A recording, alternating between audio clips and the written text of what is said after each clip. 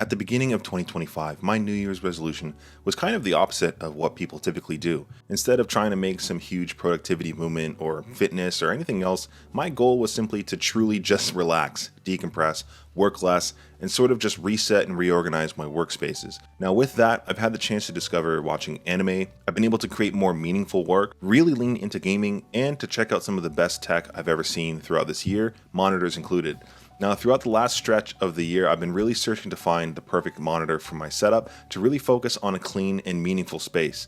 In my case, I've had this Samsung monitor on my radar for a couple months at this point, and I think I've had it in and out of my cart at least half a dozen times. And despite it still not being quite perfect, and it is rather expensive at the same time, I finally decided to pull the trigger after it went on sale for about the fourth time. Now, as cliche as it sounds, when I have an organized setup with less clutter while serving all my needs, I'm truly able to love my workspace and enjoy not only the games I play or the shows I watch, but the work I do. For myself, I've been fortunate enough to jump between two of my favorite displays, one being the Apple Studio display, which is hyper creator centric, and the other being LG's gamer centric OLED. Where I ended up landing in this case is with Samsung's M9 OLED, which does carry the all-in-one aspect of the Studio display, since it does have a built-in mic, webcam, and an incredible set of speakers, but it still also has a minimal clean aesthetic. And I realize that might sound kind of dumb that I place value in the aesthetic this much, but it does actually matter to me quite a lot. On the flip side, the gamer in me loves both console and PC gaming heavily, and the LG monitor I was previously using with the OLED display has an incredible image, and that's where this monitor also shines in terms of its gaming capability. And sure, again, while this monitor isn't quite perfect, it's definitely a solid mix of the two monitors I love the most. In my setup, particularly as a part-time creator, I do use the Type-C cable to connect directly to my Mac Studio, which is pretty much a forever machine whenever it comes down to any sort of content creation. And I think it might be a long while before I'll ever be replacing this machine simply because it is that powerful. Likewise, this same Type-C cable is what I do swap out to connect to my work laptop, since I do also work as an accountant for my 9-to-5 day job. With that, I've always placed a disproportionate amount of value in a single cable connection, which is something my LG monitor was actually missing. And although swapping to this M9 OLED for my LG does have a little bit of downsides on the gaming front, it's something I'm willing to deal with, which I'll get to. When it does come down to console gaming, I do lean heavily into either my Xbox Series X or my PlayStation 5 Pro, and this does go through the HDMI 2.1 port on this display. For myself, despite having a super beastly PC, I do still have a soft spot for console gaming, mainly because I find it more relaxing, which is sort of what I've really needed throughout this year. For me, I find myself a little less try-hard compared to when I do lock in on PC gaming, but through my consoles, I can still get my fix on some of the same PC games I love, or otherwise those slower RPG or adventure titles. When I do feel like ruining someone else's day though, I do connect to my RTX 4090 PC through the display port. And while I don't currently use it as of yet, the last two ports on this display are two Type-A ports, which I can use between my Mac Studio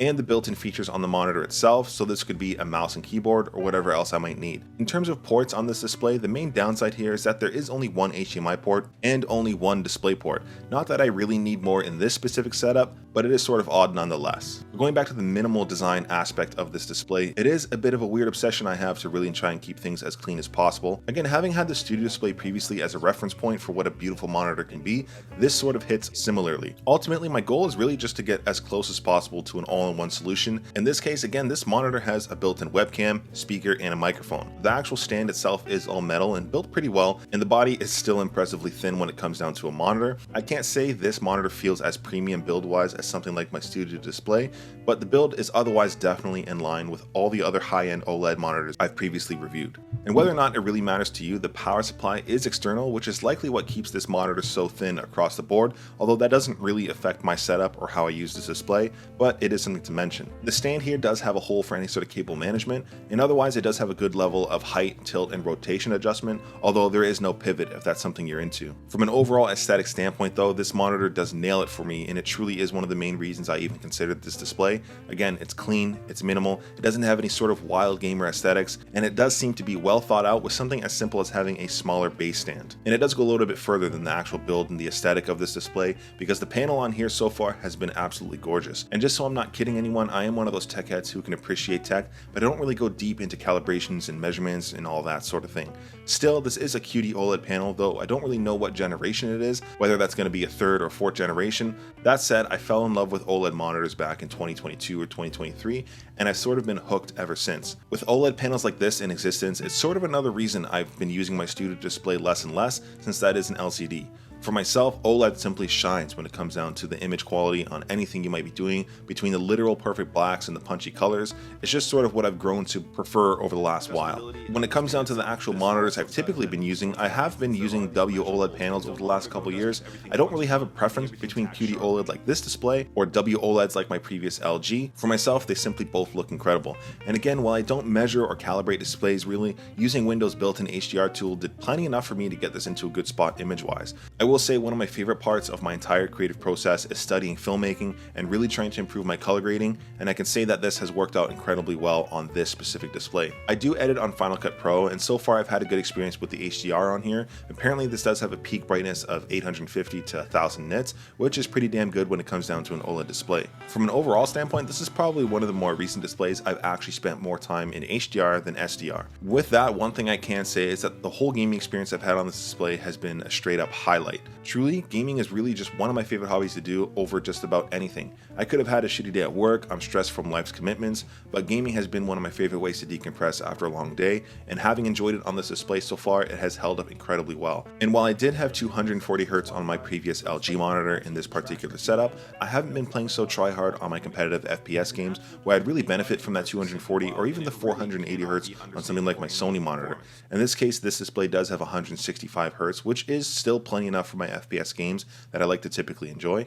And I do find that 165 is a bit of a sweet spot for a lot of people and the actual hardware that most people purchase. For me, I'm still fortunate enough to have something like an RTX 4090, which can definitely pull massive frames at 4K, even higher than 165. But again, that is a happy medium for myself, and I haven't had any issues so far in terms of performance.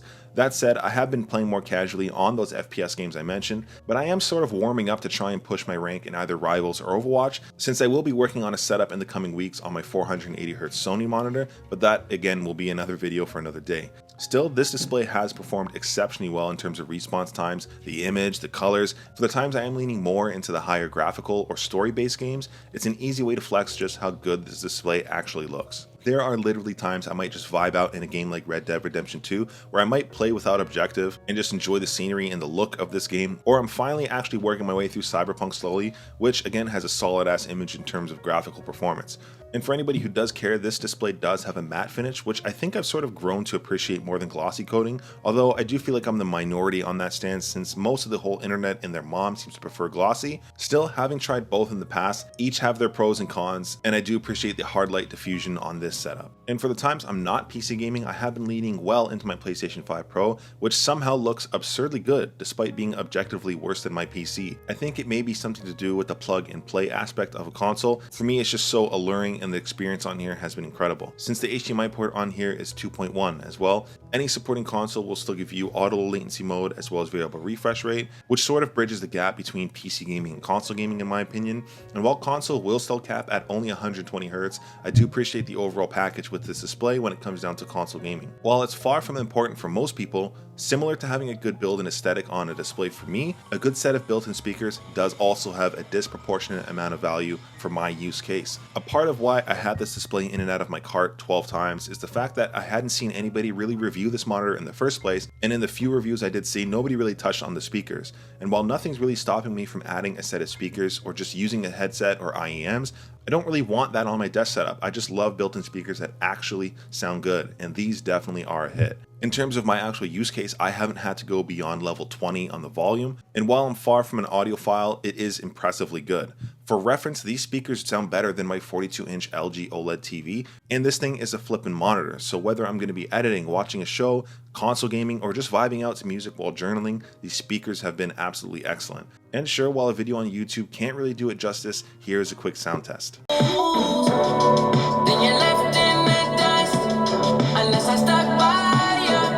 With that, I can say this doubles into the whole entertainment aspect as well, since there are so many times where I do just want to be a degenerate and enjoy some shows. Right now, I've been floating between watching One Punch Man again for the second time, because why not? It's an incredible show. I've been also enjoying Tulsa King, and I have had a bit of a weird obsession with watching some of these older movies I grew up on from the 90s. Now, as somebody who's really into filmmaking, I do miss when movies in the 90s had shadows that actually looked like shadows, but today in modern movies you can see every inch of a frame and see every single detail, which I don't really think it always has to be seen. And while modern movies look awesome on a modern display like this, I can't help but also love the blacked out shadows on an OLED display. It's just something that I've really grown to love. Image wise though, I'd be repeating what I mentioned when it comes down to gaming. Honestly, everything on here just looks great, and it has been a pleasure actually enjoying HDR content. As for the times where I'm really diving into productivity, this monitor covers everything I need, which yet again is the reason why I've been eyeing it in the first place. Since I do work as an accountant during my day job, I am on a whole ton of Microsoft Teams calls, and the built-in mic and camera cover me for anything that I might possibly need when it comes down to communications. While I did previously have my Blue Yeti microphone, it sort of just got in the way compared to how much I was actually using it, and whenever I do actually need to record audio for my videos such as this, it's either going to be going through my actual camera itself when I'm filming, or I can just plug one into my computer and record my audio that way. Beyond that, any sort of productive work on a 4K display is an absolute treat in terms of how much space you have to work with, not to mention that text clarity and image quality are absolutely excellent for any sort of work or video editing I'm doing. That and this monitor is technically a TV. I personally legitimately will not use any of the TV features on this display, since that isn't really why I personally bought it, but I am sure there are going to be other people who really dig this feature. For myself, again, I do have my PC, my Mac, or my PlayStation for any of the times I want to jump into any sort of media applications, but really this is a 32-inch OLED Samsung TV if I'm completely honest. It has all the apps you'd ever want to watch any sort of content, and it does go as far as being usable for gaming even without a console for anybody who's a little bit more casual and you want to just stream through something like Game Pass. For myself as a gamer, again, I do have better options when it comes down to my PlayStation or PC, but for other people, I'm kind of stoked that this is still an option. And since this monitor is pretty much a mini TV, I do appreciate having this remote, which has been pretty useful for swapping inputs or otherwise something like my volume. With that, to sort of rapid fire some things I love and hate about this monitor. One, I don't really like the UI and the menus on here. They're straight up clunky and weird. Again, this does lean more to being a TV than a monitor, if anything, when it comes down to the menus. I just don't quite like it that much. All your picture adjustments are going to be there. If you want to have your pixel care settings for the OLED panel, it's all going to be there, albeit a little bit clunky. Another thing is that I don't really like that I had to sign into an account just to use this monitor in the first place.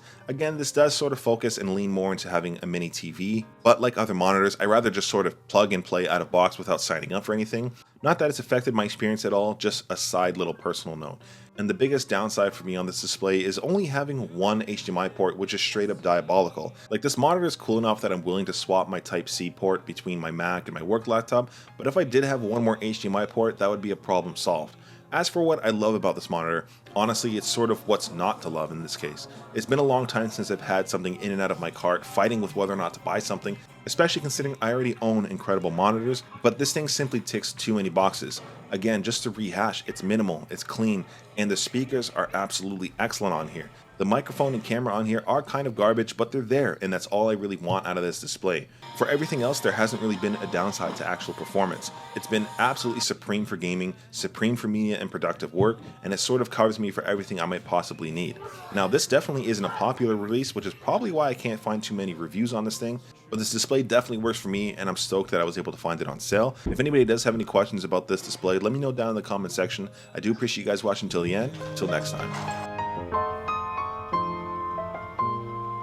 Madly in love with you.